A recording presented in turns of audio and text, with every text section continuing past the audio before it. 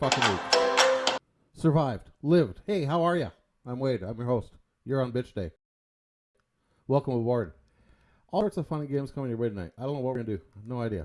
Man, oh man.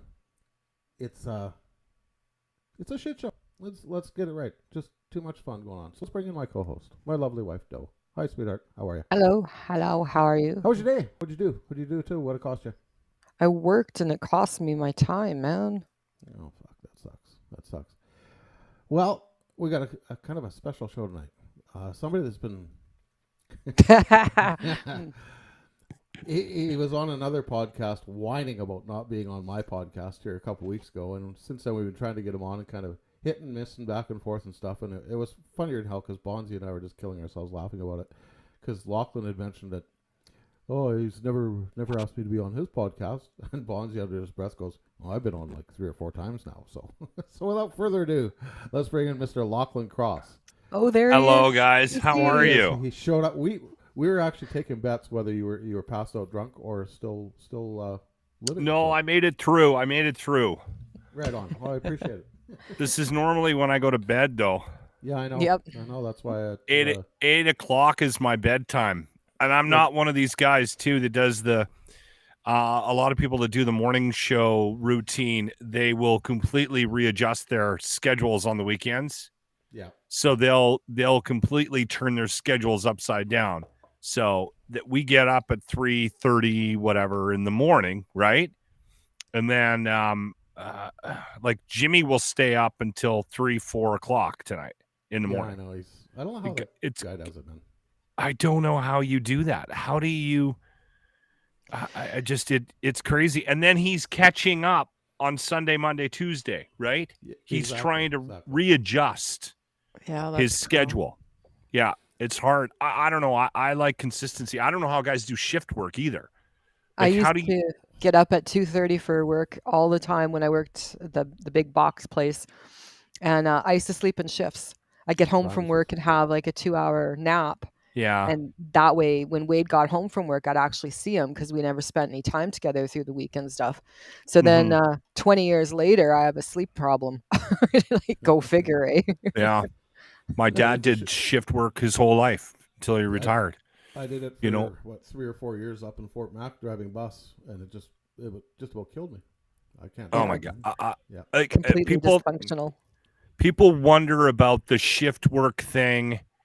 Like about the early shift, like the mornings, right? I'm a morning person. I'm okay with it. Yeah. It would be the lack of consistency that would kill me. Like if I had to do 1 week where I was evenings and the next week where I was overnights and the next week I was mornings, I wouldn't be able to do that. That I would quit any job, no matter what the job, if it had a lack of consistency on the shifts. Yeah, even Brad agrees. Nothing good about shift work. Brad's a healthcare worker, so he's fire and ambulance, and they're all over the place, right? Yeah. Oh yeah. I bet too with the fire and ambulance, no two calls are the same time frame ever. So you're never getting a proper even 4 hours. I don't think you have 4 hours of downtime. Yeah. The other thing that I've learned on the napping side of things, because you mentioned that, I learned that you have to, for me, if I sleep more than an hour, I feel like shit. So I try to sleep like 45 minutes, right? And then I get up. Like if I do nap in the afternoons, I try not to sleep because then it destroys the rest of my day. You know, when it gets dark, some days at noon, by 2 o'clock in the afternoon, I'm sitting out on the armchair, just zonked, passed right out. Yeah. So it's... yeah. You know, when it gets dark in the fall, like it is now, where you don't know if it's night or day, and you have a nap and you wake up and you're like, the one time back in the day, it's going back about 20 years. I had a nap and I slept a little later than normal, and I think it was like 5:30 or something, and Wade woke me up. He's like, "You're late for work." And I looked over at the clock, and I used to start work back then at 5, not 4:15, but 5 a.m. I had to be at work, started already. And it was like 5:05. So I ripped out of bed and I jumped into some clothes. I go running out, and our kitchen was just off of our bedroom at the time, right? I walk out, and the kids are sitting there eating. So I thought they were eating breakfast. I'm like, "Why are they up?" And then I looked over, and it's pasta. And I knew he had me, right? Like, it's 5 p.m. I'm like, "You're an asshole." Off I went. So for those of you that don't know, Lachlan, of course, is one of the morning hosts on 95.7 Cruise FM's Locker Room Morning Show. Him and Grant, the millennial, and James P. White, the little person. Yeah. Look at me being politically correct for a change. How did that show come together with the three of you? Well, so I actually came from Winnipeg. I was on Power in Winnipeg, which is a rock station, and I was a program director, but I was still on the air. I was doing afternoon drive. I was doing music and programming, and I got headhunted to run K97, K Rock, whatever the hell you want to call it, in the mall. Yeah. So New Cap hired me, and I worked there for 16 months before they fired me. That building was very toxic, and from what I've heard, I think it might be getting better, but over the years, it's been a difficult building, and it's had some difficult staff, and the 16 months there almost killed me. And when I got fired, my wife said to me, "That's it. We're not fucking around anymore. We're not moving anymore," because I would have had to have left the city if I wanted a program director's job, and a program director is like the station manager. Yeah. And so anyway, I ended up back on the more of an on-air route. And a friend of mine was running the Bear at the time, and he called me like literally in the parking lot when I got fired. "I heard you just got shit canned. You want to come over?" So I literally started that weekend, and it got me back on the on-air side of things. And I had a very bad taste in my mouth about the programming side of the business, the management side of the business. So I went to the Bear, and I wasn't there very long before I had a full-time position. There was a brief moment where I was on Easy Rock, but they moved me over to the Bear, and I did middays, and then I ended up doing afternoon drive. I was doing this bit called Will It Hurt? And we wanted to do a stunt at the bar where we were going to get a little person, dress him up as a leprechaun, and kick this intern. And we just did these stupid videos. We still do them to this day. And I went on the air and I said, "Looking for a little person." Some guy calls that works at a telemarketing place and says, "I know a guy." And I said, is he got good sense of humor?" The guy goes, "Oh, absolutely." In walks James P. White to the bar. That's the first time we met. And that was March 17th, 2011, if I'm not mistaken. And then he was so entertaining in his own way, like not in a broadcasting professional.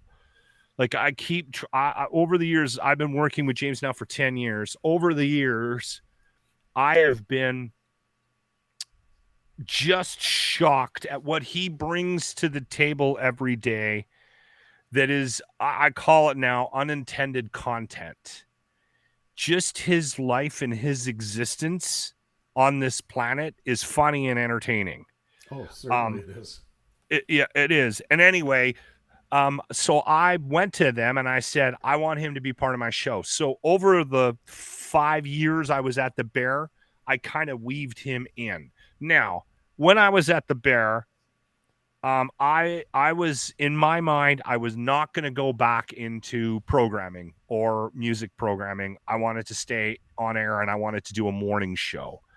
And that definitely was not something that the people that I worked with in that company thought I was capable of doing. So I had to jump. Yeah.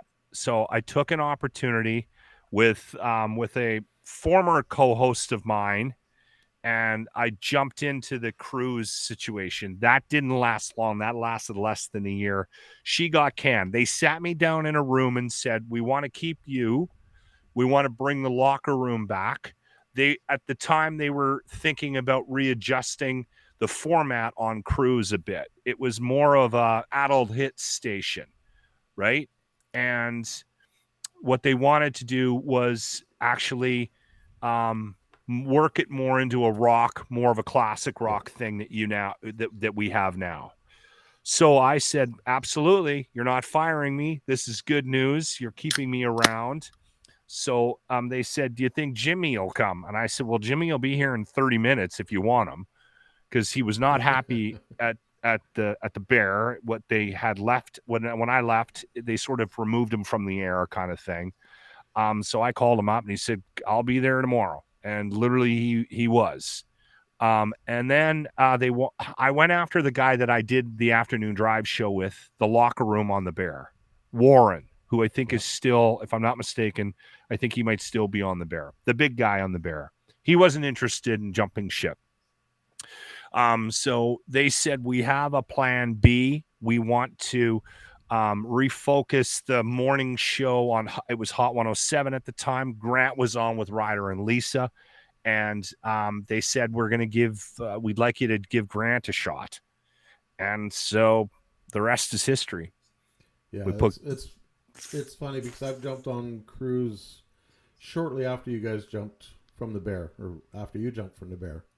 And I'd never heard Jimmy before on air or anything. And the first few times I heard him come over the airwaves, it's like, why does this guy have a microphone? Yeah. God.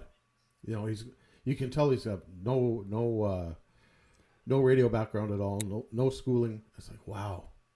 But give the kid a chance. Like, and I didn't know he was a little person. I didn't know he was the age he was. I thought he was just a young kid, fresh out of radio school. No idea where he came from. But I'll tell you, today, he turns that mic on and he's just as on as you guys are. Yeah. He's grown so much. The thing about Jimmy is, he's finally got comfortable being himself. He's not trying to be something that he isn't. And that took a while, right? Like, I told him, I don't need you. I don't want a broadcaster. Right. We don't have a typical radio show. I don't want another broadcaster across from me. I want you, right? The other thing that it's taken him a while and he still doesn't quite get it. I mean, people are fascinated by him, right? He's a little person. His life is different than ours. And honestly, I think with Jimmy, the best thing for him to do is to be a little bit naive to that, because it actually brings some authenticity to the show, right? Like, because he'll tell us, hey, what do you got planned for the weekends? And he'll say, you know what? I was thinking about doing some pickling this weekend. And you know what, Wade, if you told me you were going to pickle this weekend, or or anybody I know said, I might do some pickling this weekend, nobody would find that funny. No. For some reason, this little prick says, and we burst out laughing. It's just funny to imagine Jimmy at home in his den of sadness trying to figure out how to pickle cucumbers or whatever the hell he's going to pickle. Right? It's just, and he doesn't get it. He doesn't understand why it's funny. It just is, right? It's hilarious. Yeah, it's just funny. And so I keep telling him all the time, dude, you just need to be yourself. Stop worrying about what you're bringing to the table, how much you're contributing. You listen to it, Wade. Yeah, well, our entire freaking show revolves around Jimmy. Yeah, for the most part, it does. Yeah.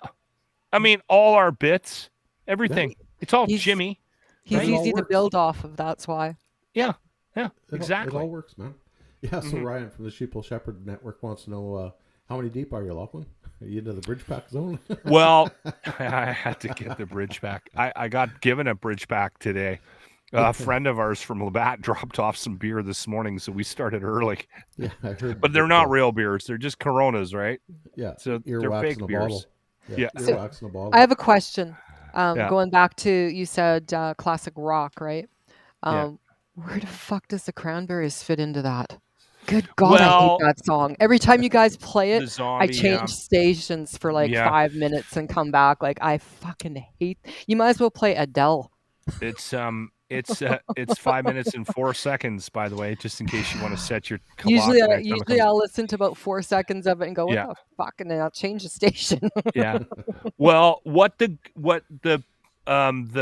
programmers behind the scenes have tried to do with Cruise is they've tried to find some music that sticks out too, that isn't, or, you know what I mean? So there's a handful of songs in there. They're called wow tracks or whatever. And they're intended to, what is this? You know what I mean? They're intended to shock people. And we're trying to, in a market as competitive as Edmonton, we're trying to live in a world of formats, and we're trying to find our spot. So Mhm. you look for stuff every once in a while, and unfortunately, when you come to music, when it comes to music, you just can't please everybody, right?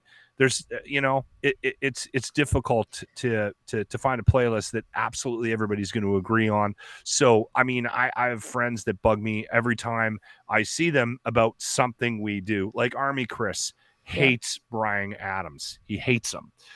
So he, every time he goes and runs an errand every time we play Bryan Adams, right, or whatever he does, he goes to the bathroom, takes a dump, and he'll literally text us and go, "I guess it's time I got to go force a bowel movement," like when I'm not quite there yet, Yeah. but it's coming. I I've freaking got hate the a few like that Cranberries. where I did sound for them years and years and years ago. Trooper being one of them. Ray McGuire just drives me up the fucking wall, and and Doctor Hook. I did sound for them at the Grey Cup here in Edmonton years ago, and what's his name, Ray Sawyer, complete tool, just a complete He was an asshole. fucking asshole, and Yeah. that anything comes on by them, it's like, do I jump out of the truck while I'm in motion? I'm only doing 50K. Yeah, I should be okay. That took years to get over too, because every time Oh, you it heard did. Doctor Hook, and I'm a Doctor Hook fan, right? Like every time you Color heard of the something, Rolling Stone. Didn't that guy die? Didn't the I main think guy he did. die? The main guy died. Yeah, yeah. Yeah. We opened up for them years ago at like the Century Casino. We opened up yeah, for yeah. Dr. Hook. Yeah. I was in a band. We were a cover band, and anyway, we got that gig. And I remember they didn't want to have anything to do with us. No. Some of the bands, like, you could hang out with them backstage if they were. Some of these guys are pretty decent, right? Now we're all Well, I mean, critiquing the it's the great that playlist. Well, it Great happens that when you're in this business. That's what happens because like, for instance, Positive Mike is saying that we play too much Led Zeppelin, right? But that's my favorite band, like one of my favorite bands, right? Like, Mhm. and it's just we're not going to not play Led Zeppelin. We get complaints about AC/DC, right? Oh, every radio station gets Yeah, it complaints doesn't- about AC/DC. I think it's Yeah. because it's Being played a more photographer, now. I can honestly say art is subjective, and Yes. music is art, and Yeah. it is subjective. And the thing, AC/DC tunes I absolutely love. Yeah. AC/DC tunes, and there's others where I want to put a bullet in my head. I've heard it Well- 340 billion fucking times, and I don't need to hear it again. yeah, and the other thing about music too, right? Like that a lot of people don't know is, you're sort of playing to the lowest common denominator. That sounds awful to say it. You're trying to please as many people as you can with a playlist. So you put together a list of songs, and some radio stations play like they have really tight playlists. See, Right. I agree with Positive Mike on this one here. Mike Plume, Mike Yeah, Plume's a very good artist. he's phenomenal. He's yeah. one of my favorite songwriters out there. Anyway, you take a playlist, you try to put together something that covers all your bases, and you're going after a certain demographic, and then the funny thing is, we get complaints all the time that we play the same music too much, We get we get people that say that we should expand the playlist. Every radio station I've ever worked at, I've been involved in the music department, just about every radio station. And every time we've tightened the playlist, the ratings go up. People say they don't want to hear the same songs over and over again. They say they want more variety, but in actual fact, they don't. And we've proved it countless times over and over again in this business and others. I mean, times are changing a little bit with Spotify, and people can put together playlists and things like that. But the thing that happens when you do expand your playlist is you alienate. There's potential that you're alienating more and more people. And if you take a look, and we got a perfect example, we got a litmus test in the satellite radio, right? The one, you remember what they were selling with satellite radio? Was we're going to have channels of everything. And they do. They got a freaking polka channel. They've got everything, right? There's a reason to pay my $5 a month right there. Polka channel. The polka channel. Oh, did somebody show up at the door? No. Oh, that's Wade? Well, that's my old business card. Oh, wow. Check the due on that. 1983. Did you get a free bowl of soup with that haircut? I did. My mom taped my bangs, eh? And this is when he graduated. Oh, it's not working very well. I was younger. That's fantastic. fantastic. Why do you do this, though? I couldn't find I just remembered I was supposed to find the one with your long dreads down your ass with the Mustang, and I found those instead. I need to see that, please, though. Thank you. So anyway, what are the most listened to satellite radio stations? What's with the clowns? Good, that's terrifying. So the most listened to radio stations on the satellite channels are the mainstream channels. Your top 40, your rock, your classic rock. They've got the highest listenership, right? People say they want variety, but they don't actually want. They don't want us to mix polka in with Bryan Adams. It's the way things are, right? I miss those golden early days of K-Rock where they used to play one-hit wonders. And you don't hear a lot of those anymore anywhere. And those are part of classic rock, too. Trying to think of one off the top of my head. I had a whole disc of them. Oh, I don't. I'd have to go in the music room and have a look at them. I don't remember. Yeah. Well, the thing about that is that those formats have been around so long, and they've done that. Like they've done that format for so long that even those one-hit wonders now aren't necessarily, they're not very special anymore, right? Yeah. It's difficult to find stuff that that shocks a classic rock. Yeah, right. Mm-hmm. So I'm not defending K-Rock and their library, but I mean, it's tough. It's tough now because that stuff. If you play a one-hit wonder for 10 years and tell everybody it's a one-hit wonder, you're gonna wear off the wonder of it, right? Mm-hmm. You know what I'm saying? Yeah. You can only play the Blue Suede so many times. What the hell is the name of that song by Blue Suede? It's the only one that comes to my brain. Ooga chaka, ooga ooga ooga chaka. Oh shit! What is Can't that song? stop this feeling. Yes, that's it. Deep inside. Fuck our band now, guys. Acapella. Here we go. Yeah, you don't want me singing. Not at all. Awful. Yeah. Just brutal. I was gonna say something. Now it's gone. And then Grant, of course, is the resident comedian on the show. Grant, the thing, I'll tell you what, Grant. The thing about Grant that a lot of people might not know is,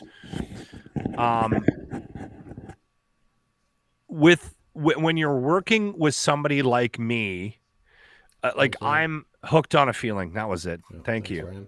Thank you, Ryan. When you're working with somebody like me, I'm a steamroller, right? I'm the driver on the show, so I'm trying to steer things a certain way. And it's difficult for somebody to get a word in edgewise with me. I have never worked with anybody that finds his spots better than Grant. He's got this timing, and it's not even a comedic timing. It's a hard to explain timing to anybody who doesn't do this on a regular basis, right? I've worked with very, very funny guys, but they can't find their spots. Mm-hmm. I've worked with really creative, smart people, but they get taken over by a, it's not even a stronger personality, a more dominant presence on the airwaves, right?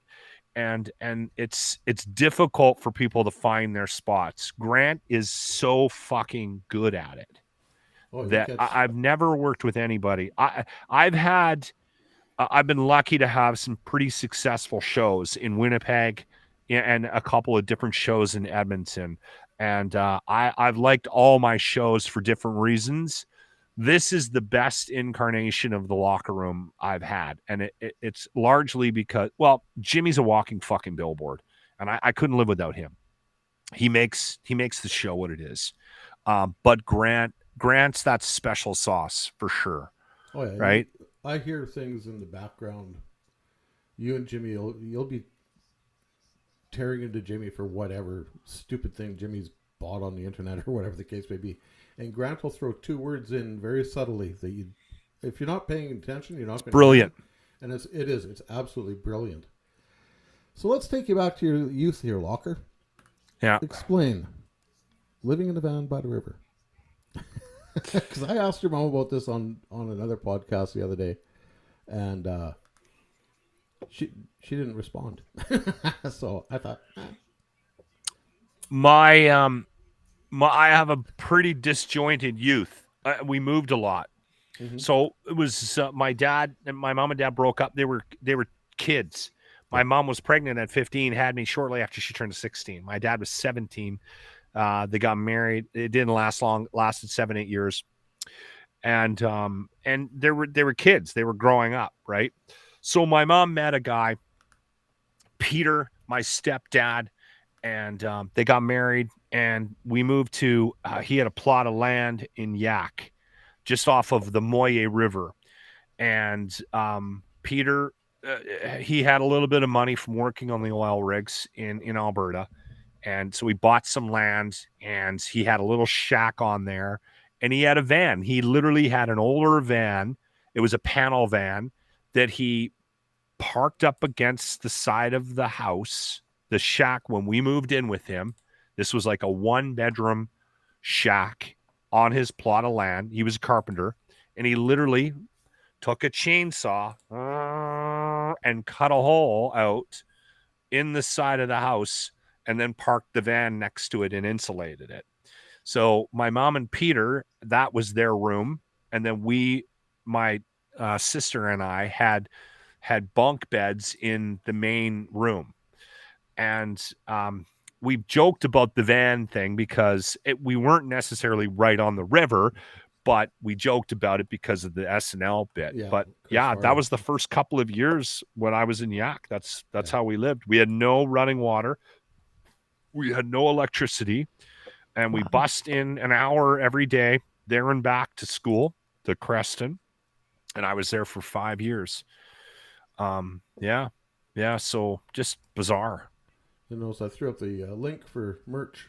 You guys have your own merch page where you're selling T-shirts, hats, badges, buttons, condoms, and all the proceeds go to beer drinking, which I respect. That's new shirt idea, dude. Living in a van down by the river. That's not a horrible idea, Wade. I like it. Yeah. We wanted to be honest about the shirts and what we were gonna do with the money, right? We don't sell a lot. We have this. We kind of ripped this off from the UCP. Best summer ever hats. They're up there. The last time I got money, because we launched it about a year ago. And the last time we asked for, or the guy said, well, I'll send you a check. It was, it was in January, and I think we had about $200, $230 for the three of us to split. So we pretty much drank that at the first couple of football games. Yeah. That's too damn funny. So what do you got to bitch about this week, Locke? I don't know. Is there anything specific Go. that we need to get into? No, I don't think so. Just go. For me right now, I'm doing a lot of, I don't know. You watch the Blundell podcast. Yeah. Right. For me, I think that the thing that I'm trying to do is figure out where we're at and why we're at where we're at. Right. And I don't know about you guys, but I'm very bothered by a lot of the decisions that have been made. And this has nothing to do with me being upset that I need a QR code. It has nothing to do with me being upset that that I had to get vaccinated. I did it freely. It has nothing to do with that. I'm upset about how divisive everything is. Over the years, I've had this ability to broach just about any topic on the radio and on my show. I can talk about anything. And what I'm finding now is I'm avoiding a lot of topics and conversations because I don't.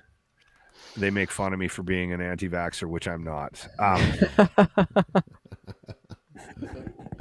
I'm not.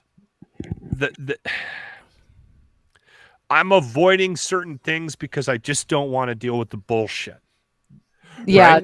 It's gotten way out of hand. It's too much already. The part that pisses me off is that the 20% minority that aren't vaccinated are driving the narrative. Yeah. And nobody has stepped up and said, sit down, shut the fuck up. You don't like it, go get vaccinated. End of story.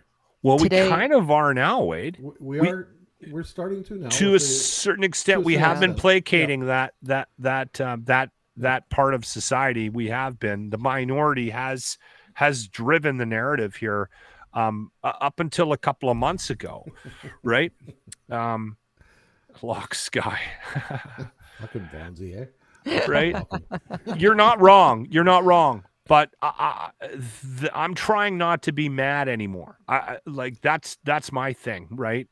I'm trying to figure out why somebody might be somewhere, might have a certain opinion about things. I'm trying to figure out the nuances of this conversation, and I'm trying not to shut the door on listening to other people's opinions, right? Because I think a lot of what's happening right now is we're in our camps, we're entrenched in our decision about what's right or wrong, and we're not exploring the other side at all, right? No, I'm right. You're an idiot. Shut the fuck up. And I don't think that that's the best way to get past the situation that we're in right now. Right. Yeah. I think we got to figure out the nuances of this conversation, because there are some people that are scared of the vaccine and why, right? There are some people that got vaccinated that are mad that they have to show proof of vaccination to get into a restaurant. What should we be mad at that individual? They got vaxxed. They're double vaxxed. Now they're angry about the vaccine passport. Yeah, there's. I have to show ID to get into a bar. Wade, why are they upset about it? That's where I'm at right now. And every time I try to have that conversation, it gets shut down, right? Because the camps are so divided right now. I'm concerned. Did you read that story? Did you guys see this story about Mole Man? Yeah. The guy that got, okay. There's a guy in Spruce Grove. He's not too far away, and he got arrested with a whole bunch of guns. shit to make bombs. He was digging holes in his acreage, 26-year-old kid. And the whole thing got shut down pretty quickly, right? Like the press didn't touch it. Ryan, you can attest to this, right? You're absolutely correct. Like it got shut down. Like no one talked about this. This guy, I looked him up. I looked up his place. I took his address and I punched it into Google Maps. The guy lives 26 minutes. Would take me 26 minutes to drive to this guy, this guy's place, right? Like, why is that guy where he's at? Now, I realize we're always going to live in a society where there's fucking crazies.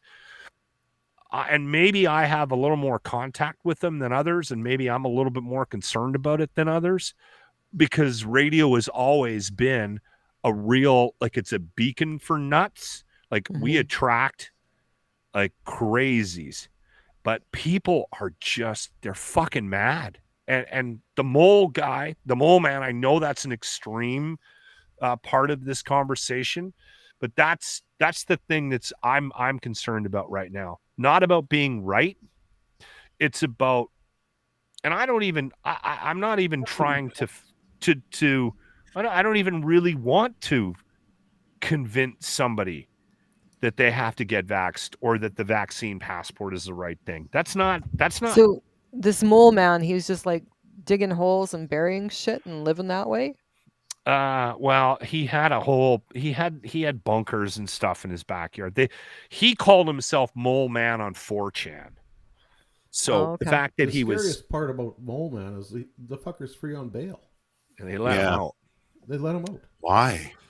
It's crazy. He's nuts. It's insane. You know, there's a lot of crazies out there. Like I had people that don't know and haven't been following along. This is Mr. Ryan Lindley from the Sheeple Shepherd podcast. He's been on every podcast on the internet today. Yeah, I have. Our good friend Bonzi, who has now been on our show. What? This is time number 4, Bonzi? 4. 4. Is it 4 or 5? 4 or 5. I don't know. You guys bounce back and forth so well. You were bragging on Dean's show the other day that, you know, Lachlan was whining about not being on my show, and you've been on 3 times. Bonzi was like, I've been on like 4 times. Yeah. Doing here. Oh, God, Ryan's here. Jesus Christ. Throwing him around. Throwing Ryan around like a piece of meat. Lach, big pleasure, man. Big fan. I followed you a long time when you were in Fort. I was in Fort McMurray, and love your shit. You worked with Cam Carson, right? Yes, I did. Yeah. Great buddy of mine. Love Cubby. That's very fucking weird that you bring that up, because his name came up today. No way. Yeah, we were talking. Way? Well, I'm not exactly sure. We were talking about radio people and about Fort Mac, and my boss went, I wonder what happened to Cub, because he went, he's working on the trains now. Yeah, he's working.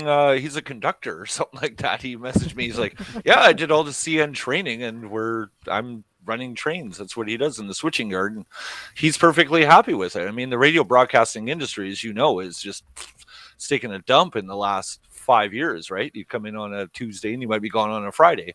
And it's been hard on a lot of people. Like, holy fuck yeah!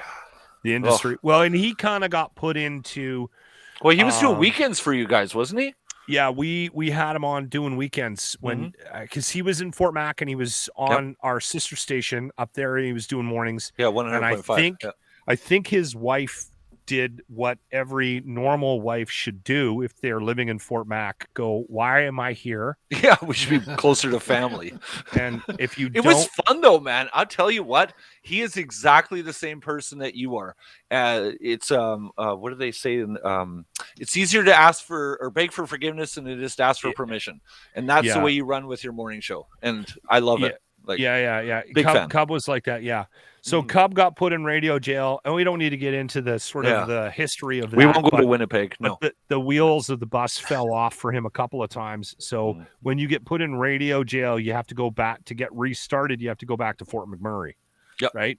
So that's radio And- jail is what we call But a it. lot of people have a lot of talented broadcasters have come out at Fort McMurray. I mean, you have Jay Absolutely. Onright, you know, Dan O'Toole, like both of them, or well, at least Dan O'Toole anyway. But Yeah. the rich broadcasting history of people who've come out of Fort McMurray. Yeah. I Back mean, in the day, they used to take a lot of young guys and give them a shot, right? Mhm. Yep. And it was good training ground. It definitely was. Oh yeah. Yeah. And Where oil, did you start, Locke? Where did you actually start? Well, so I went from like I left my hometown and I ended up in Kelowna for a summer job. Then I went to Vancouver. I went to BCIT to try to get into radio school there. Brian Weeb, good man. Yeah, and then Yeah. they said, "No, we're not taking you." Back in the day, it wasn't easy to get into BCIT. It was actually kind of difficult. So they kind of said you have to show a little bit more than just high school diploma, right? You need to look like you want to do this. So I went to the Columbia Academy of Broadcast Arts. did an Oh 8-month shit, really? I went at to least the you didn't go to Vancouver Film School. Yeah. Anyways, and then carry on.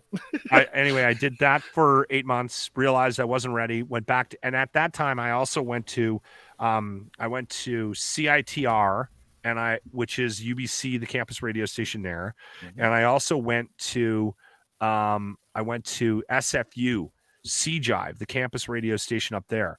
CITR was run by Nardwar, the human serviette. Have you guys ever heard of that guy? Yep. He's I've fucking heard crazy. the name Nardwar, It's yeah. fucking crazy, man. Like, And Yes. I mean, I was really young, and it was a weird kind of like, he took me on a tour, and he goes, "Well, here's the control room," and he goes to get into the control room, and he opens the door, and the door won't open, and he's like, "Dunk, dunk," and he's butting up against something, and I'm looking through the crack of the door, and this guy gets up off the floor and goes, "Oh, I'm sorry, I didn't know you guys wanted to come in." The guy on the air was doing an ambient noise show and was lying on the floor of the control room with the mic on his heart. And I'm like, this is just, and he had his shirt off. I'm just like, this is too fucking weird. So then I Yeah. went to CJIVE at SFU, and I got a weekend show doing 6 to 8 a.m. Sunday mornings. I did a blues show. I was a big blues fan back in the day, still am. Used to hang out at the Yale all the time. nice. And Yep. that was my like foray into radio. So in 91, I ended up on campus radio.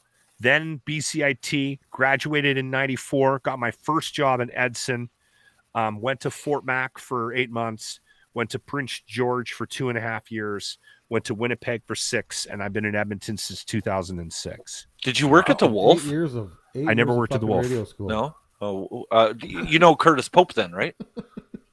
I know of him. Okay. Welcome to Radio Update for those of you missing your old DJs. So, yeah, I was going to Yes. say, so that's why we can call you Dr. Locke, because you've had 8 years of school. So that's Yeah. great. Yeah. How many beers deep are you, Locke? How many They- beers? Yeah, 8? I lost count Are at you still some drinking point. them shitty Bud Lights? Like what's up with Bud Light? Why I Bud don't Light? know. I'm on the diet beers. I wanted to lose a little bit of weight. It doesn't work. Drink nudes. Yeah. Anyways, carry Also, on. Somebody asked me today, Ryan, what you do for a living outside of the podcast. Yeah, what What does I do, I'm a international man of mystery. Married No, to I'm a actually- smoke I'm a- show. I'm a logistics analyst. I do a very, very, very fucking boring job during the day, and that's why I enjoy our time together and He's show one of up those on fuckers that sit in an 9 ivory tower. podcasts on a Friday. He's one of those fuckers that sit in an ivory tower, having never done the job, telling those that do the job how to fucking do the job. Is that what you do? is it a Right. pencil Excuse me. pusher? Yeah. That about sums it Excuse up, me. right? Excuse me.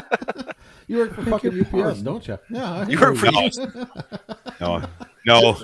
Actually, I actually work in hazardous waste. Oh, Yeah, I work in hazardous shitty waste, job. and Don't we all? response. I deal with hazardous waste after my job and logging into these fucking shows all night long.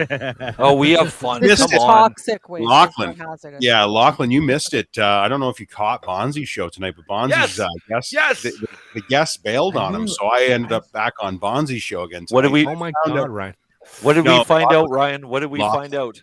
Oh my God, Lachlan, did you know that for 6 years, Bonzi worked for Brinks and they actually gave him a fucking gun? He carried a gun. Bonzi. Yeah.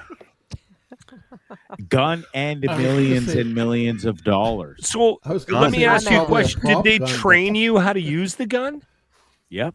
I already knew how to shoot a gun because I was hunting. He had already shot himself in the dick 4 times at that point. It was great. I only knew how to shoot a shotgun back then. I was a city-it for forever. I grew up in Hamilton, and then after I graduated at the National Institute of Broadcasting in Toronto, Ontario, Canada, I moved 2 hours north to the fine town of Aurelia, or just outside of it, and I got into duck and geese hunting, geese hunting. Yeah. And so I only shot a shotgun. And then a buddy of mine, and I was playing hockey up there with a good group of guys, and one of the guys was working for Brinks, and he was like, "Hey, we're hiring, man. You want to come and work for us?" And I was like, "What do you do?" He's like, "Well, we drive around in vans and we carry guns and big trucks and we wear vests and yeah, it's fun." I was like, "Ah, shit, okay, you carry a gun?" And he's like, Have "Yeah." a field day, Locke. Have a field day. And so, dude, I fucking went and I went through all the testing, and they did teach me how to shoot a handgun. Turns out I'm pretty good at ADHD and all, and the drunk shakes and everything. And I would smoke pipes on the way to training, and even to get the job. And I got it. And I worked there for 6 years, high as a motherfucker on weed and carrying a weed gun all day. Did anybody ever try to rob you? Well, once, and we talked about it tonight. Never. We didn't try to rob me, but what I was carrying the money out of a bank, and I had a sack full of it, and then I got the guy watching my back, so he's got my 6 because I'm in charge of opening the door, going on the bus first, and then when it's safe, he comes on the bus.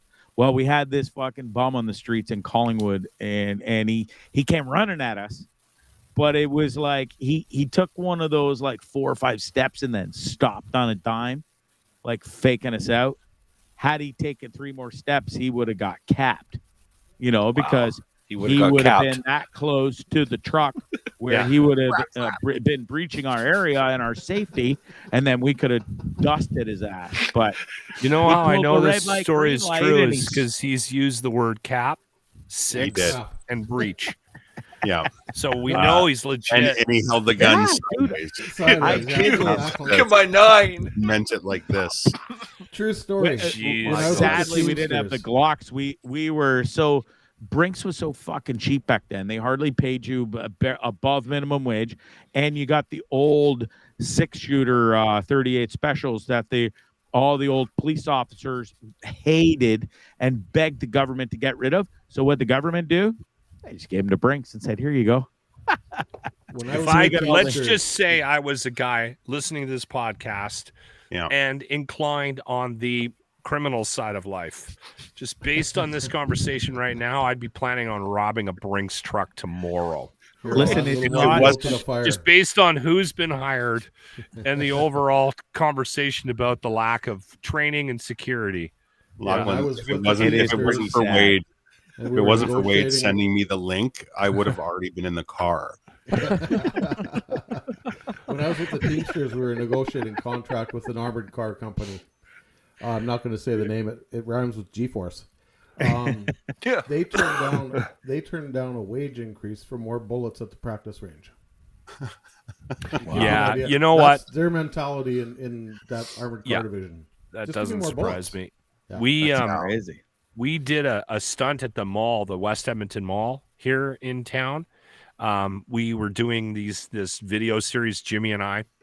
You guys get away with a lot of shit, by the way, and I we did get away with a lot of shit. I can't remember what was it. Well, we were going to try to get the mall walk. Do you guys know about this thing?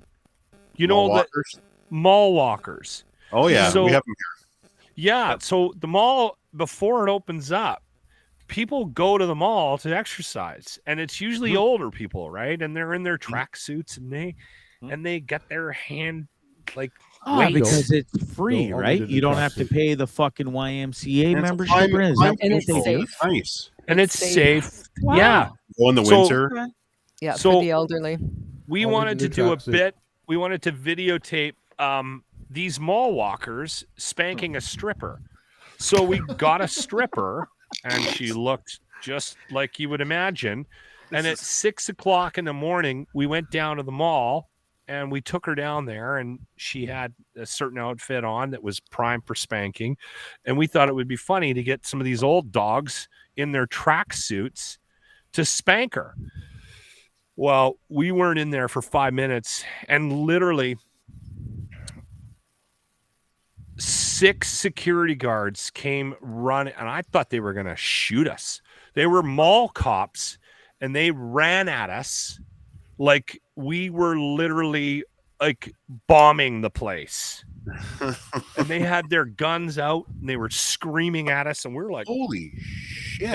it was intense. Please tell me you did that in front of Pete and Terry's studio. Please tell me that. Yeah, it was before I trying to remember where we were, but we were Kingsway, in the probably. middle of the mall, and we just sort of walked in and took a corner, and somebody reported us. We weren't in there 5 or 10 minutes, man, and they were intense. They were not happy with us, and I remember having that conversation after the fact with, man, those guys take their jobs very seriously, and we should have got permission. We were in the wrong, but it felt it like I thought they were going to leave their feet and tackle us. Like that's how fast they were coming at us. Yeah, it scared the shit out of me, to be honest with you. The scariest Mall mall cops cops. are at Kingsway. Kingsway is really scary. They're just all beefed up and jacked on something, and they're in for it. Like you're gonna get hurt. What a shitty mall, man. Kingsway. You're looking Fuck, at people. like, come on. You're looking at people that, and I'm not disparaging police officers, but they're people that couldn't make it as police officers. Yeah, Absolutely. so they gotta make a Now statement. so they're angry. They used to get in a lot of fights in high school. They didn't have a lot of girlfriends. Hall monitors. Yeah, And they had a grudge. They're the same people that get into the crossing guard scheme at 2 o'clock so they can stop the vehicle and feel more better about themselves in their life. Control something in their life. yeah. They don't win any arguments at home with their wives. It's So, Locke, I have a moving question. a bus now. Well, it's not so much a question as a statement. I'm beginning to believe that you live alone in your basement, surrounded by CDs. And I don't. his think wife you're left dude. months ago. I Yeah, met I his think wife that is a last weekend. It's all facade. good. Doe, I don't know. have a This lovely motherfucker- wife. I think he. I met her. She's good. She's I alive only and ever well. see I can Locke. vouch for him. He Yeah. has a Setting. very lovely wife. Deb's Yeah. a sweetheart. Met her last weekend. For the first Good time, for and you, dude. Because She you're a special She is a breed, full- bro.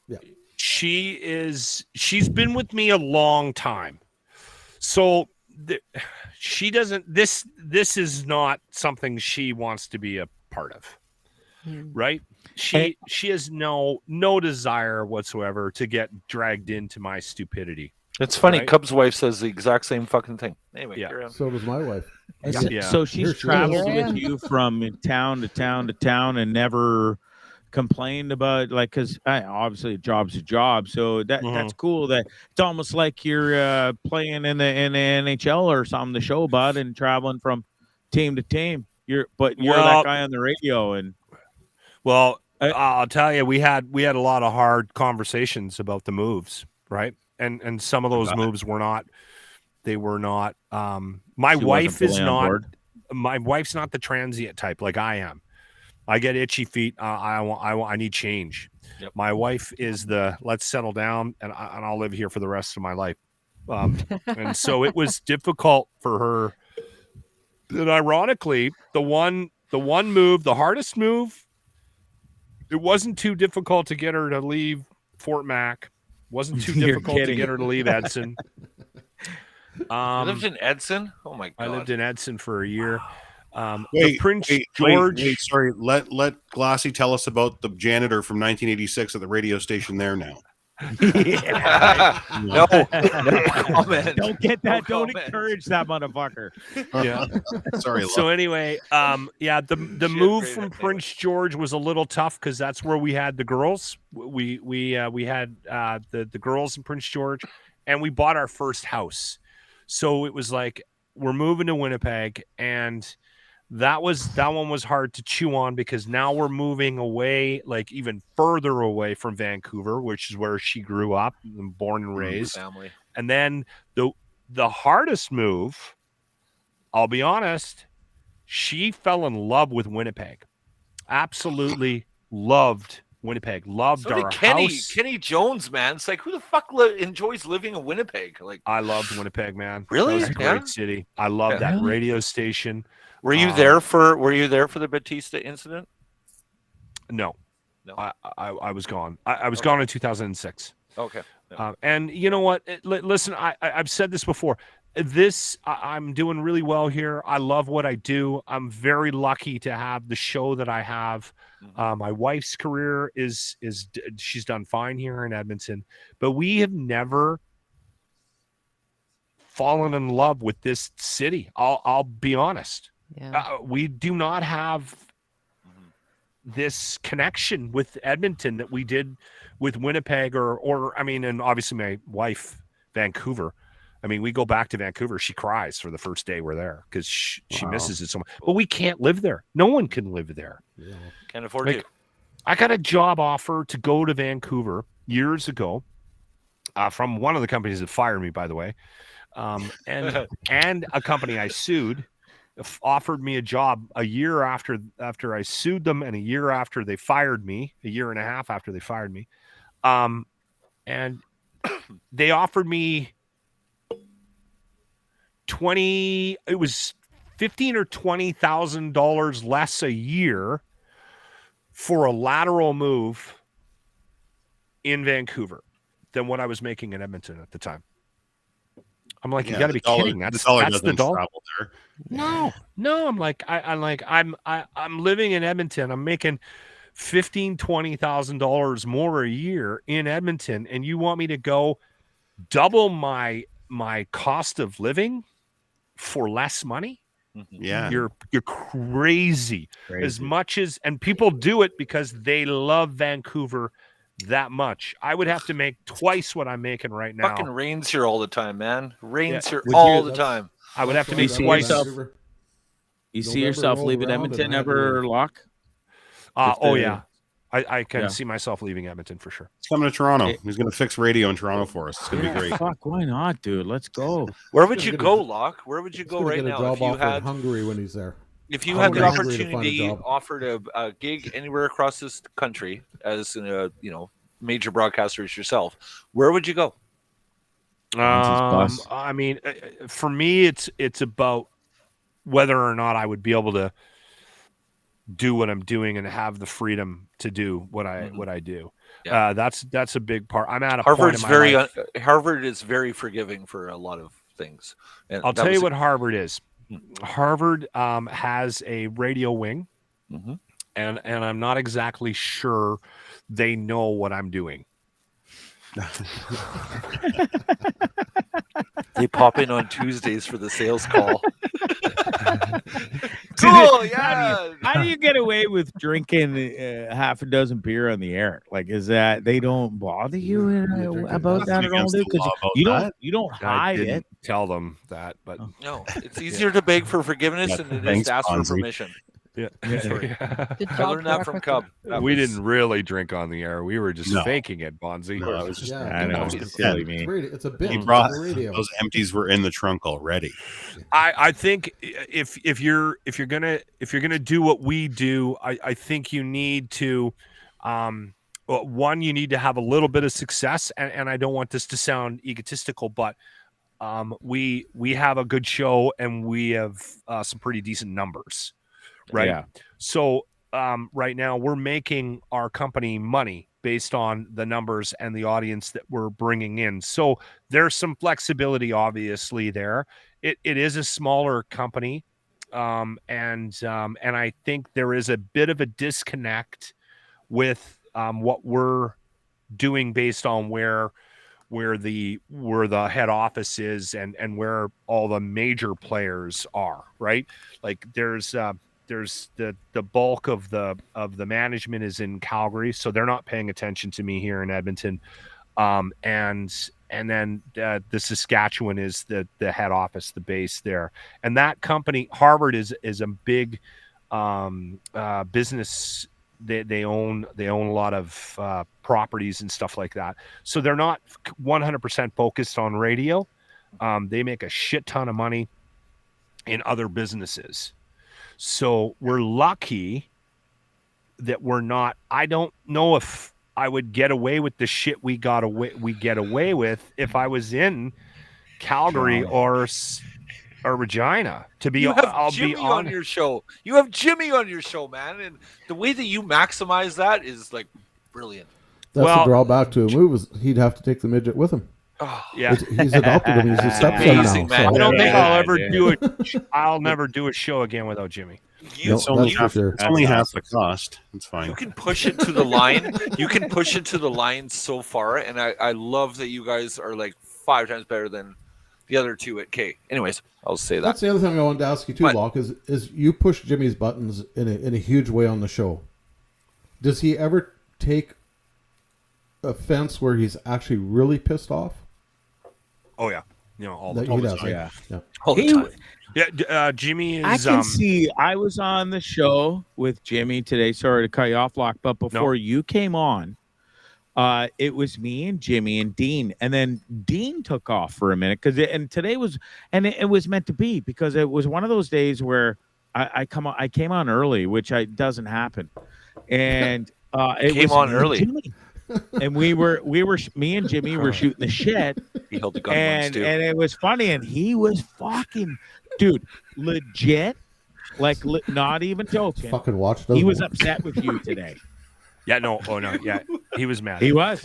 Yeah, you gave his address out, and he won't you let that drank go. his beer. He was fucking livid, best dude. Radio story I've ever heard is what happened at that station this week. Jimmy is sensitive, right? So every once in a while I push him too far, and then I gotta reel him back in. I gotta pump his tires and feel better. Yeah, because the other thing that Jimmy's the sort of he's sort of the emotional sort of vein of the show, right? Because Grant has no emotions, like at all, like doesn't share shit with us, and I have very little myself. So Jimmy is sort of the emotion of the show. And I've told him this before, like our job is to be entertaining, right? And unfortunately, if I do piss Jimmy off to the point where he's in a bad mood or upset with me, and he's moody on the show, he'll suck the energy out of the room. And I've told him, I said, dude, you can't do that. Like, yeah, he can really bring our show down. He can halt it. So I'll sometimes I'll yell at him when we're in music. I'm like, fucking shake it off. Be mad at me later. Like, we got a fucking job to do. Like, so he'll get an earful from me. And you know what? He has the right to be pissed off at me quite often. Like we do. Like this week, we were a little hard on him, right? We were fucking with him on the sound contest, the stupid Dennis Sadness contest. I sold him down the river. That's amazing, by the way. That's amazing, by the way. Locke, at the end of the day, that you have brought him into this world with you because you're a seasoned veteran at this. You've been around. You went to school for it. Something tells me Jimmy didn't go to broadcasting college or anything. No. You just brought you him found on the him. air. So yeah. So is he thankful always at the end of the day do what he does and get a paycheck to pay for his drinking in his shitty little smelly apartment or what? Yeah. No. I've given him a motherfucker a cleaning lady, by the way, or what? Like, I feel like I should send up $50 and but I'm worried you'll drink it and the $50, and the poor guy's Did you still see what he gonna did have to him this a week? smelly apartment. Maybe don't. Maybe don't, because if you saw what happened, like, it was pathological what they did. You to shit Jimmy on this him, week. Locke. You shit on him. Beautiful. It was beautiful. It was It is. beautiful. The That thing poor is, little fucking the fella. reason why it worked, like, I don't know if you guys watched the Blundell podcast. When Dean and I go at each other, it can only go so far because we've been doing this so long. Yeah. Right. When you have somebody like Jimmy who when you bug him, you get the real emotion. When you fuck with him, you get the real emotion. That is gold in a broadcaster, in a broadcasting situation, right? And I desperately, my thing with Jimmy is, please do not change. We need all that shit. Am I the Jimmy You're of the the Dean Jimmy. Blundell I show? told Yeah, Bonzi, you totally are. I tell him the exact same common. thing. I tell Bonzi the exact same goddamn thing. Don't. But You the can't. motherfuckers love me, I guess. They're like, I think you do, right? So Like, See, you haven't this even is told. it. You haven't This is told it your, right here. You haven't What you're told your doing story right about here the is blowjobs in the exactly back it. of the Brinks truck. See, again, like, That's where you and Jimmy are the exact same. Bonzi is you speak from your heart without giving it a second thought. It's just there. 100%. And so you're is your your own, station your own looking walking for a material. drive home fella who's white, bald, and crazy? dude, you'd be gold. I'd live in Edmonton in a second to come and be a part of the same radio station as you, pal. Oh man, you know what? And the funny thing is, bunk with Jimmy. I would put you on the radio in a heartbeat. Right? I've often said this. Like, people have asked if I ever go back into programming, and I know I will. But if I ever ended up back in a situation where I was broadcasting, like not broadcasting, I was running a radio station, I would go old school with it. I'd go 24 hours a day. Every jock would talk after every second song. Yeah. They would have some say in the music that they played. And it should be. Yeah, and I'd put interesting characters on the radio, and they wouldn't necessarily need to have any broadcast experience. Yeah, that's golden age. And I'd put That's golden teams age on. radio. I'd put teams on. I wouldn't put singles on. I'd put two guys on, two girls on, guy and a girl, boom, boom, boom, boom, boom, back and forth. Yeah, right, you're right, dude. Yeah, Yep. And There's the nothing thing, worse than school. the thing, School the takes the creativity right out of you. dude, Well, listen, school station, set me back I'm 2.5 available. years. Yep. I need I'm to a let fucking Milo legend. out. I'll be right back. Locke actually told a really good story. I think it was today or the other day when we were talking about radio. Locke told a really good story about this, and I don't know if you want to reiterate it, Locke, but it was it speaks to your point here. Yeah, well, I mean, I can try to make it a little bit quicker, but so when I went to radio school, I left, got my first job, and I was emulating what I thought you had to be in radio, and I was sounding like I thought I needed to sound, right? I was writing out my breaks, and I was doing the things I thought you needed to do, and I wasn't myself on the radio at all. I had a voice and everything. And then I ended up in Prince George. I was covering, they moved me around, and they had me doing the mornings one morning, filling in for Doug Elliott. And Hartley Miller was the sports guy, and he was doing the sports, and he made some comment about the Habs, and I hate the Montreal Canadiens. And I jumped on him, and I heard my voice, this voice, in my headphones, and it wasn't this voice.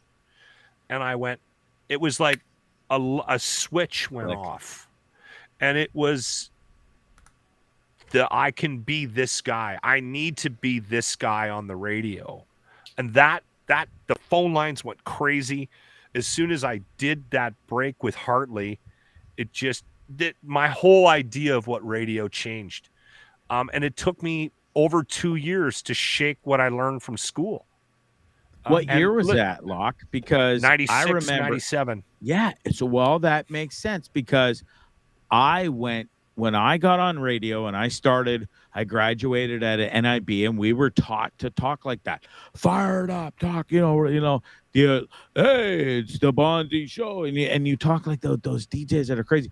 I was not allowed to go on the air until I fucking weaned out of that. They weaned me out of that when I went to B101 in Barrie, where Big Chris works now, because it was switching over. And I think there was a switch for, unless you were on the Z103s and you had to be fucking firing cocaine up your fucking nose every 2 seconds. I had a program director that did a show on the station, and he was CIRX, the Max FM 94.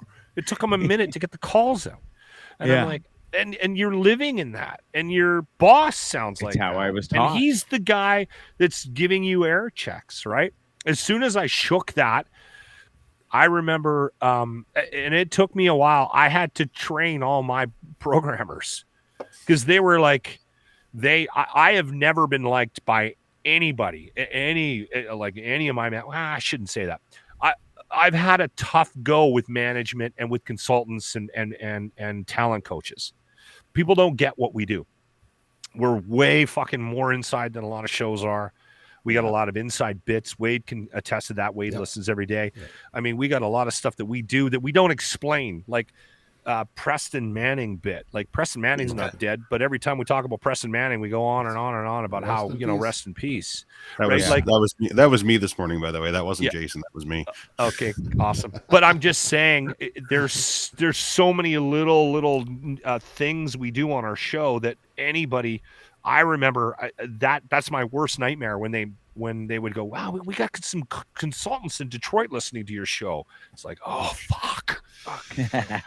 They're not going to get what we do. We got an alcoholic midget on the show.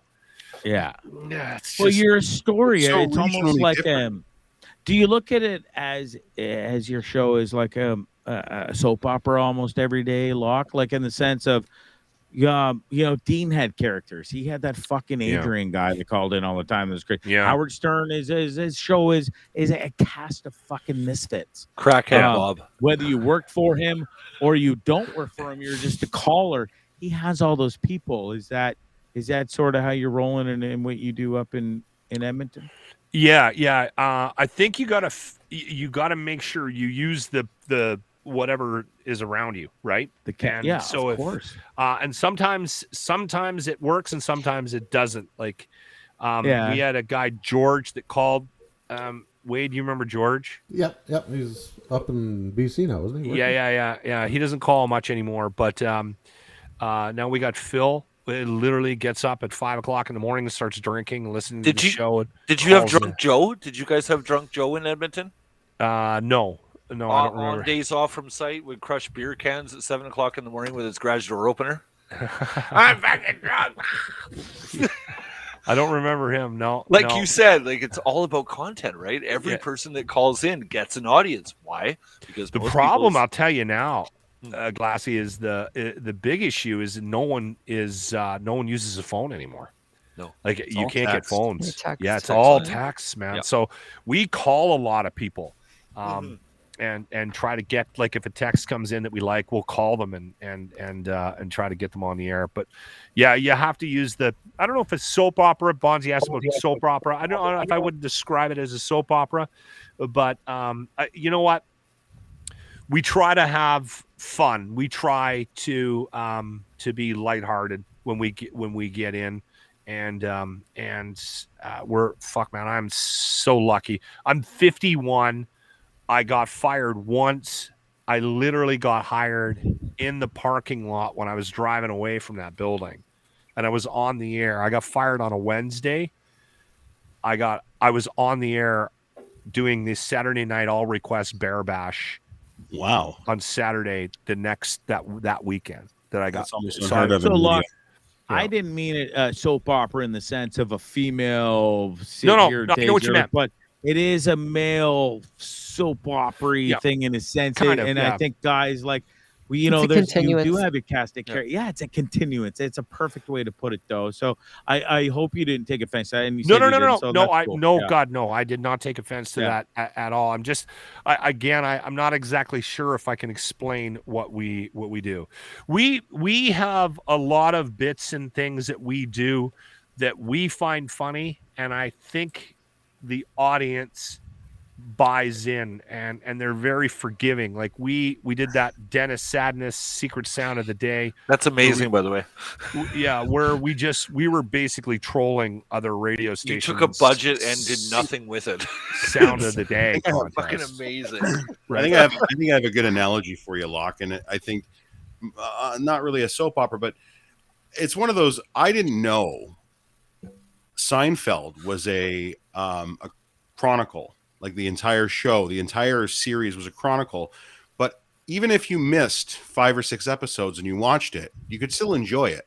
You didn't miss much, but there is a storyline that does follow, and it was easier. Like it's easy to kind of get into it. But I didn't know for years until it was like on Netflix or whatever, and you started like putting it on, and it would just play like continuously. Yeah. Well, fuck, there is a storyline throughout this whole entire thing. Yeah. But you enjoy them. Didn't matter where you jumped in. It was the same cast of characters. You knew who they were. You liked them. I kind of get that same vibe from your show. Well, one of the things that, and this is something that I've always had, no matter who's on the show, I've always, until Grant, to be honest with you, but even Grant is starting to loosen up a little bit. There is the millennials are very withdrawn, and they don't share, and they have very strong opinions about their brands and all this, and I've kind of beaten it a bit out of them, but literally everybody I've had on my show, I've sort of demanded them to be themselves, right? Yeah. And there nothing's off the table with respect to, what happens at home with girlfriends or fights, or if you have a dispute, let's deal with it. Like if Jimmy and I are fighting, I will sometimes have the fight on the air. Oh, of course. And you got to do that kind of stuff. And I also think you have to balance things as well. Our show can't be all about Locke and his wife and Jimmy in his apartment, right? And Grant being a millennial. Locke, right. Can I ask a question? Yeah. Do you have the authority or control or power to play less music and have more of you guys? Gotta make your 37%, Locke. Come on. The boss. See, I'm the music director at Cruise. So I'm following along all week, and I'm keeping track of the Cat 3 and the CanCon. So I'm following by day. And because I'm doing that, the boss and I don't talk about our stop sets. Occasionally he'll go, that one went a little long. Or he'll say, you know what? Why did it take you so long to get into that break? Right? Like we'll have conversations like that, but you can have a conversation on the radio that's a minute 30 and it'll sound like it's 16 minutes long if it's not good. For sure. Or you can have a conversation that's 5 minutes long, and it could sound like it's a minute. So I don't worry about how long we're going. There are things that we do to tighten up the show. Like, for instance, I try not to talk after every story in the news. Plus, we started out by doing 3 news stories or 4 news stories. We've cut it down to 2 news stories. I only talk after the first one. So we've done little things like that. Sports. If I want to do a bit about sports, I'll do a break about it and leave it out of the sports cast. Right. So that we do think about flow. But I think we could probably do a show with more talk. I like where we're at right now. I like where we're at. How much extra content goes into your podcast, the Locker Room podcast? It depends. I mean, sometimes I'll put a phone call in there, or an interview. Some weeks I have the whole week scheduled for interviews that don't end up on the air. Like I don't put the long form interviews on. I use the interviews as more of a community outreach thing and a way to give back. Like if Doe told me about, a charity thing she was really, really passionate about, an event she had coming up, I'd say, hey, I'll have you on the podcast and we'll do an interview, and then we'll chat for 4 or 5 minutes, and I'll tag the podcast with that. And maybe if there's a clip from it, we might play it on the air to help promote it. So the content on the podcast, not everything from the show makes the podcast, and we don't always have exclusive content on the podcast, but I try to have interviews, and like sometimes Phil will call. We had a call last week from Phil that was just fucking insane. Like I had no idea what to do with it. It was like 3 minutes long, and he swore like 10 times, 15 times. I didn't have time. I said to Grant, let's just leave it as is, put it on the end of the podcast. And I love kind of that stuff that's hard to explain. Like people might listen to something and go, what is going on here? That's Chris, right? You have Chris Myers as your yeah, Chris. Yeah. Great guy. Fucking great. Why is and I don't know if it's a licensing thing or what it is, but why isn't the Locker Room podcast over at the Dean Blundell Network? I don't know. I mean, conflict of interest. Yeah, possibly. Is there though? Is it though? You would know. I'm genuinely asking. I don't know. I just thought it was odd that I'm not sure if when we joined on, I looked and I went, hey, how come Lockers? It can only help. Here? I don't see how it can hinder your radio station, Locke, to have your podcast on Dean's network. He's still works. There was a conversation about me being on Dean's pod every day. I mean, I was going to ask if that was ever a thing. That's come up. Yeah, has it really? Yeah.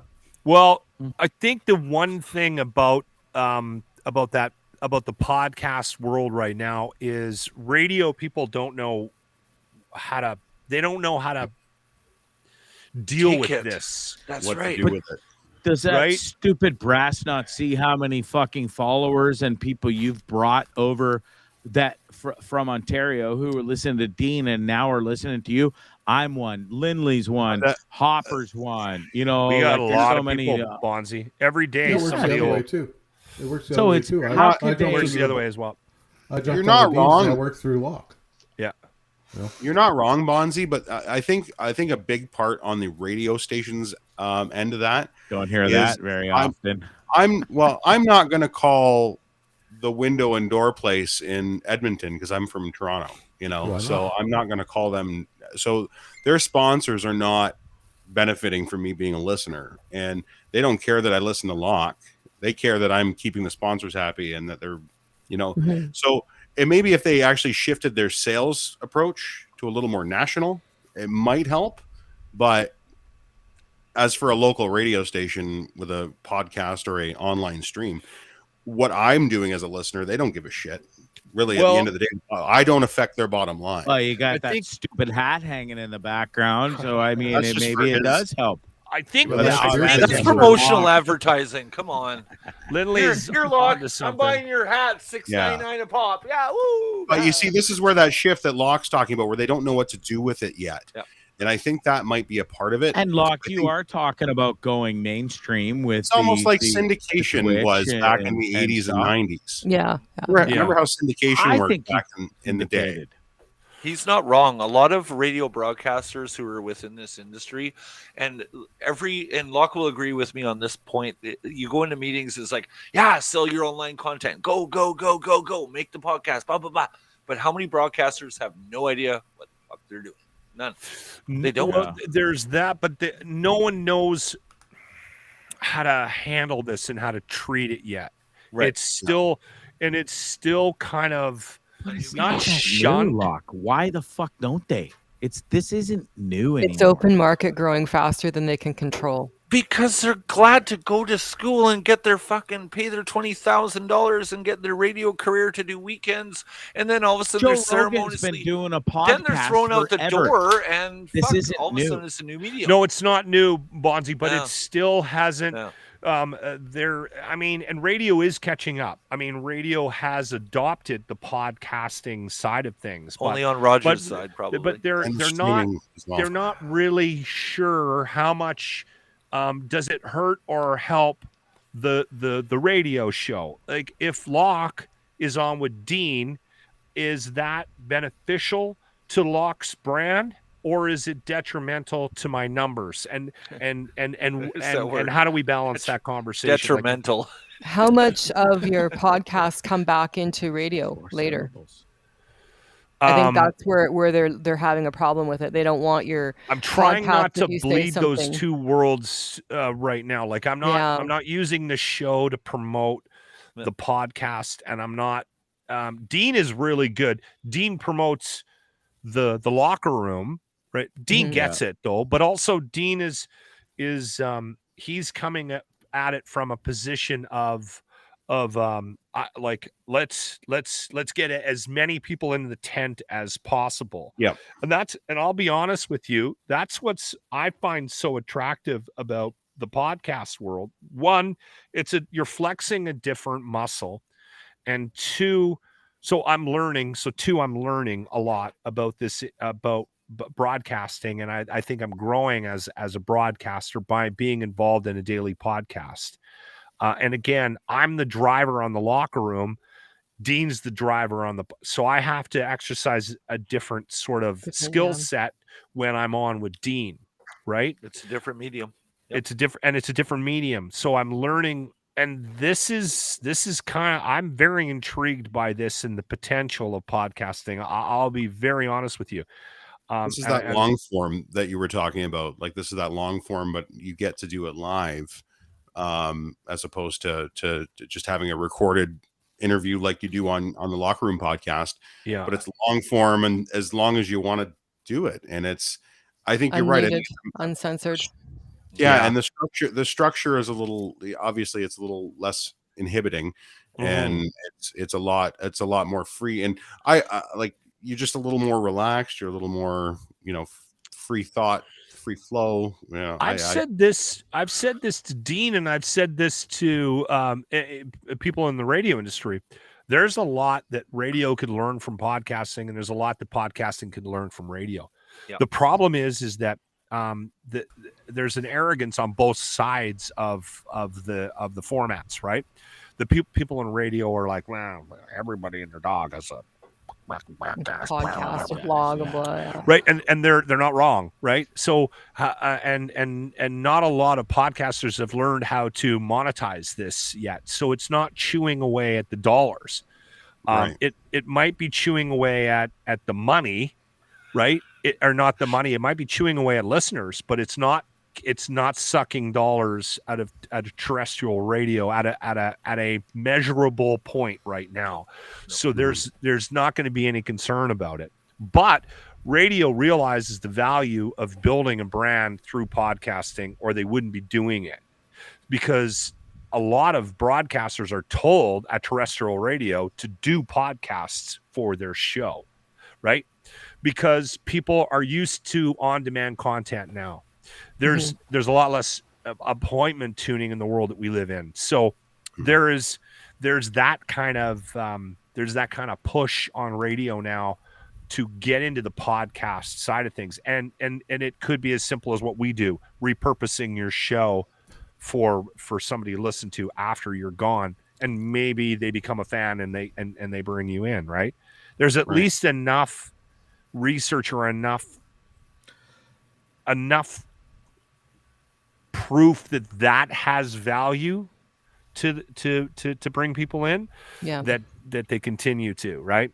And Kel, to allow the podcast. Thing was scripted. This whole show has been scripted. Yeah. But it's not, though. It's real radio, and that's what Locke does. Every caller that calls into the station gets a voice. That's their letter to the editor. That's their bitch fest, whatever you want to call it, right? And that's what makes radio. Because anybody that comes on this podcast, be it Homeless Joe, whatever, they still get a value or they still get a voice, you know. And that's look at you. Let Glassy on here. Everybody gets a voice. Homeless Joe, homeless Joe, Glassy. No, seriously, Locke, it's real radio, and that's what matters. Yeah. Everybody gets a seat at the table, and that's what radio is all about. And I love the fact, and I learned that from Cub, is that everybody sits at the same table. Be it a listener, be it the person that's on air, it doesn't matter. You cook a meal and everybody's there, you know. It is sad though. We have eaten our young. Okay, yes, thanks, Ryan. You have a good night, bud. We have eaten our young. Do you have another podcast to get to? Is that why you're leaving? That's it. I'm late for my 8th podcast of the day. Say goodnight to Mrs. Lindley for us. Yeah. Will do. Have a great night, guys. Great weekend. Tell her I missed seeing her have a smoke. Cub is an excellent example of our business and what it's done to its talent. I mean, there's a perfect example of a guy that you know, so sad, right? Like, I mean, he doesn't want to come back to it, probably. No, on he doesn't. Well, you talk to him all the time, still, don't you? No. Cub kind of walked away, and that was it, right? I was talking to Cub like a week ago, and I was like, "Fuck me, man. Connect me with Locke. I really enjoy Locke. I really get him as a person, please." And I don't know if he probably didn't message you, but yeah. No, I haven't heard from Cub. One radio guy to another, like, I really respect you and really respect the shit that you do, and I think it's awesome. And you, I appreciate that, man. Yeah, no, that and we kind of do our thing, and we're kind of in a bit of a bubble, especially with COVID here. So, like I kind of miss those days where you have kids coming through and they get to sit in on a show and all that kind of stuff. I know, right? Like the kids from broadcasting school come in, they're like, yeah, I'm at the morning show right now, and he's like, you're engaging or Cubs engage or whatever. It's always a learning. It's an important part of the business because and that doesn't happen a lot anymore. Yeah. And there's a lot of really perfect example. Yeah. There's a lot of really bitter people. Yeah, he was with O'Neill. A lot of very bitter people in this industry now. Like, it's sad, and it's in a bad state right now. I disagree with Dean 100% on this. Because Dean thinks like the death bell's ringing, brings it up all the time about how radio is going to be gone. And I don't think we're there yet. We're not there yet, though. We're not there yet. No. People said that 10 years ago when satellite took off and Howard was off to the races and brought so many millions of users. Dude, they said it when they brought cassettes in. Yeah. They thought the cassettes, because you could record on them. That was the end of radio. I mean, they've been ringing the radio death bell for years. Yeah. And we still keep. They are ringing it again. They are saying that, you know, there are people out there that are saying that the podcast is going to destroy. But you look at Apple CarPlay, you look at Spotify, it's fucking nowhere near. What does the dude do? The same fucking thing when we switched from carts to 8-tracks. Yeah. Remember that back in the day? You'd load a cart and you do the overnight shift, and it was always that religious program. And by like 5 a.m., the cart would slow down and be like, you know what I mean? You've been doing this a long time, right? Yeah, I have. I have. You remember carts? That's what I would. When I went to broadcast school at CHIT, Mel Stevenson here in Edmonton, that's what we worked on was carts. Yeah. Did you cut tape, Wade? Yep. We had to cut tape. Did you queue up records? NIB is the same thing. Yeah, I went to National Institute of Broadcasting. Jim Carrey went there. There was a lot of pretty famous people that went to NIB in Toronto. Yeah. And I learned on old school. The second I fucking got out of there and went to a radio station, I think I used it for about 2 months, and then they flipped everything. And so I had to learn all over again, as I'm sure y'all did too, because, you know, we're all around. Wade's old as fuck, and Locke, you're old too, but you're only a couple years older than me, so I can't even make fun of you. Bonzi? When's your plane fucking land? Okay, ask Bonzi about the blowjob in the back of the Brinks truck. Fuck off! I gotta go, guys. My dog is dying to take a piss. It's an amazing story, though. We'll save it for another time. We'll get that out. We also need yet, to Bonzi. hear about your foray into the porn industry too. So that's got we're gonna delve into that a little bit more. We did a couple weekends ago. He's starting an OnlyFans. We did that a couple weekends ago. Whip We got it around to the delve more bus. into this as things progress here. Where are you at with that, Bonzi? He's got a Well, I'll tell you. The girl that messaged me, and this was a weird scenario. It was out of the blue. You don't say. Yeah.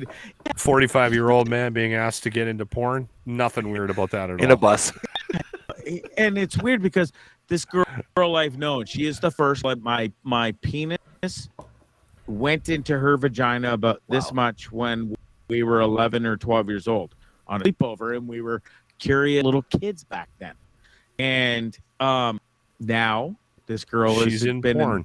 Any correlation? At least you didn't drive her into lesbianism. Oh, wait a minute.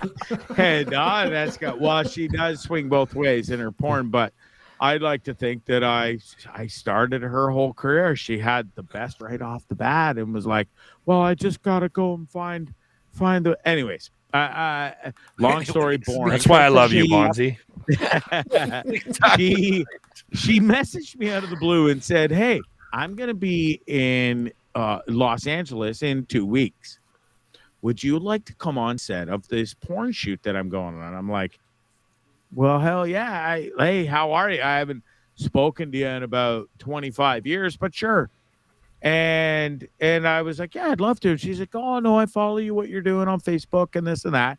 And so and then the conversation was going on, and I think she caught me on one of I think it was the night I might have been in the Jameson and stuff. Remember, Locke? I had a drinking bonds, and I don't drink a whole lot anymore. And I got a little frisky, so I was like, well, shit, if I'm going to be there, I mean, do you need some help? and I was kidding. She fucking answered right back and said, well, as a matter of fact, there's a guy shortage in the porn industry. Are you for real? Like, because I'll tell my manager, and this story needs to continue. You need to follow up with her. We need. I did twice. Right, I've messaged her twice now to follow up and say, hey, when are you in LA and what's going on? And dude, like, I didn't talk to her in 25 years. This happens out of the blue, and now she won't talk. Like, she hasn't answered back. So I know she's in porn. I've seen her shit before on Facebook and stuff, and she's not shy about. She's one of those open. Maybe she's on holidays right now. Maybe. But listen, I'm not going to give it up if I can even go to a porn set and report back of what happens. And if I get to maybe 2-finger cul-de-sac and fluff a girl to get her warmed up for the set, that'd be great. But if I get to insert my penis into porn star's mouth or vagina, I'm up for that too. Or even the bum, I'm not afraid. I'll do it all. Not even that often. Yeah. Okay. All right. So all right. We're not. That's what we know. We know where you're at, Bonzi. Book yet, but we'll see what happens. So stay tuned. Will you keep us posted, buddy? I will. God love you. God love you, Bonzi. Shit. God. Can you imagine Locke a show with him and Jimmy? Oh my God, Locke! Could you imagine me on the Lachlan Cross show?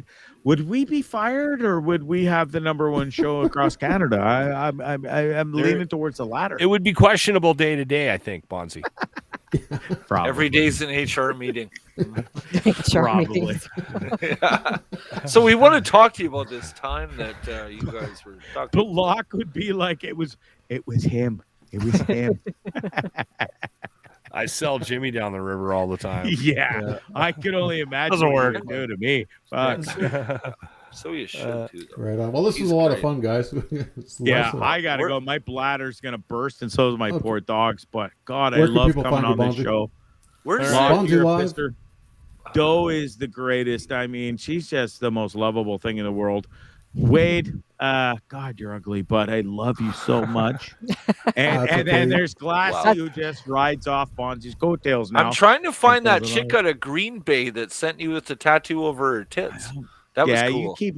He's trying to do this. He's trying to do that, but he's the worst producer I've ever had. Locke. Fuck off. I joke, but he says I'm gonna get you all these guests. I'm gonna find this girl here with we the go. bomb tattooed.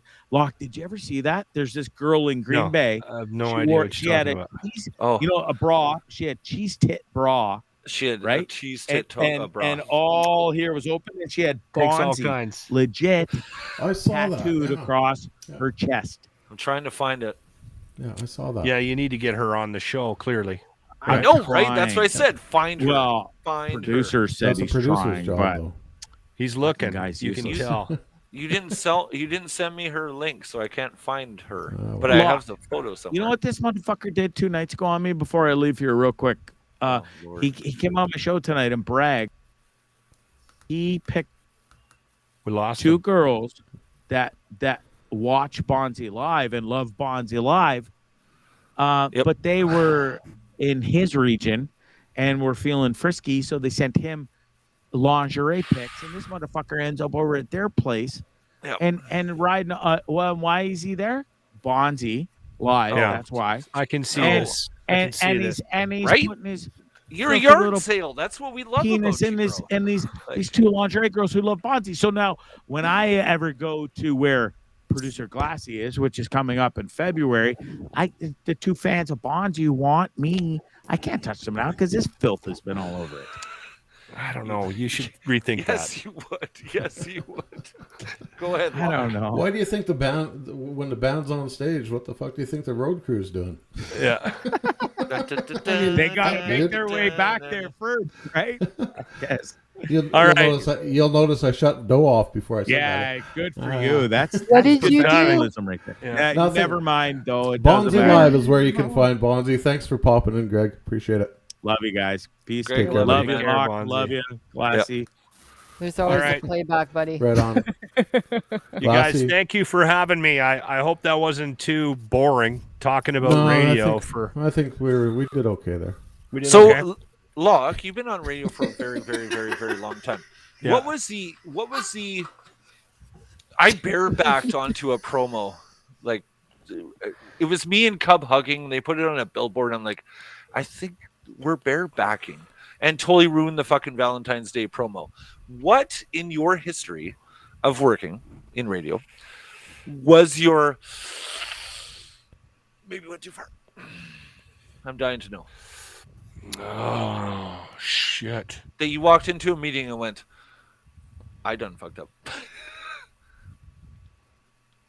Because I could send you a lot. I do a Super Bowl bit every year where I take 2 cans of beans and I put them into a microwave to predict the Super Bowl winner. And I'm 4-2. We have had Jeff- numerous Ping things. Pong Sally? No Ping Pong Sally? No. We've had numerous things we've done that where we went too far, and we got in trouble for. But I don't regret any of it, and you know what I mean. Like it's not like it's something 100%. where I was like, no, we shouldn't have done that. Quite often, it was stuff that other people just found like it was somebody, the wrong person heard it that day.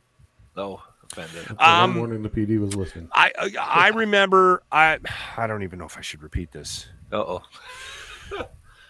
This was probably one of the worst ones that I didn't get in trouble for, but I remember being feel like this one Tossing Jim. should have got me in trouble. Yep. So remember the fires in Fort Mac? Yeah, I was there that fun Tuesday afternoon. That was good. Yeah. So Yep. on Monday, it's funny you bring up the Tuesday. On Monday during the news, I may have said something like, would we really be that upset if Fort McMurray burnt down? What? Then we came in What? on Holy Tuesday fuck, man. morning. What? Wow. And then on Tuesday morning, we came in and Fort McMurray was on fire.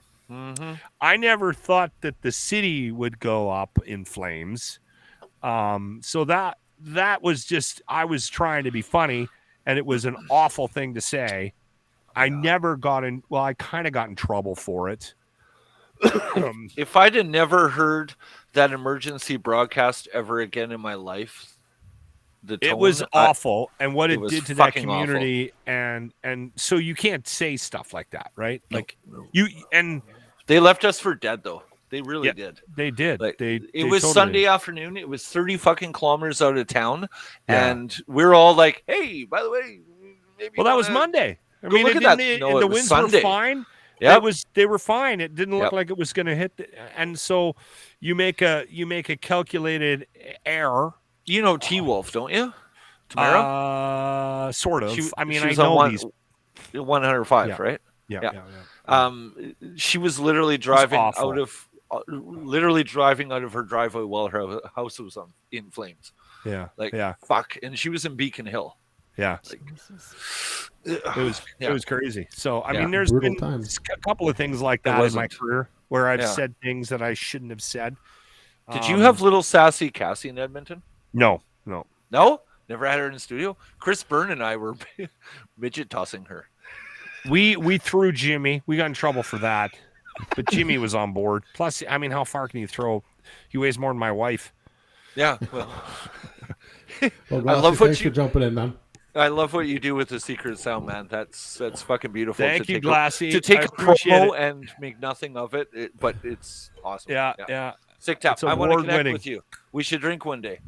Yes, it sounds Yes. like that needs to happen, Glassy. You take care, brother. Have a good night. You too. That was Lock fun. again. Thanks for jumping on.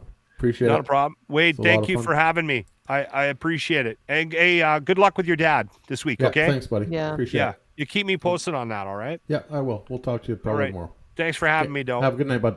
All right, take care. So there you have it. Another Friday bitch night. Come and gone. And not a bitch, really. And not a bitch to be had. Really. Why? Because we all live. We all lead relatively charmed lives. Mm. I'm just watching Glassy playing piano here. Is he playing piano? He's It was all right. It was a good show. Oh, okay. He's so funny. Good night, sweetie. We'll see you Cast tomorrow. of character. What a crew. What have I got myself involved with? Oh. Well, that's it. That's all. There ain't no more. Thanks for watching. For those of you that stuck it out. And Sheeple Shepherd Ryan, thanks for jumping in. Positive Mike, thanks for chiming in with your 2 bits worth. Greatly appreciated. Kel, same thing.